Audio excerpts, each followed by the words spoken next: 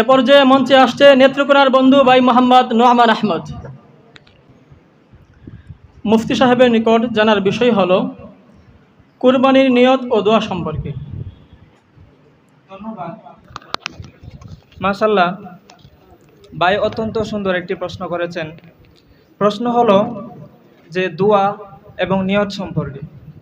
আসলে কুরবানির নিয়ত অন্তর দ্বারা করাই যথেষ্ট, মুখে জবানের দ্বারা উচ্চারণ করা জরুরি নয়।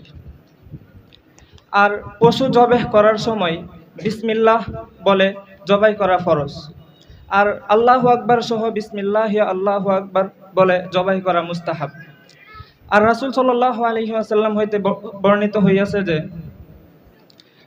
যখন কুরবানির পশু শোয়াতেন তখন তিনি এই দোয়া পাঠ করতেন, আল্লাহুম্মা ইন্নী ওয়াজ্জাহতু ওয়াজহিয়া লিল্লাযী ফাতারাস সামাওয়াতি ওয়াল আরদা আলা মিল্লাতি ইব্রাহিম হানিফা ওয়া মা আনা মিনাল মুশরিকিন, ইন্না সলাতি ওয়া নুসুকি ওয়া মাহইয়ায়া ওয়া মামাতি লিল্লাহি রাব্বিল আলামিন।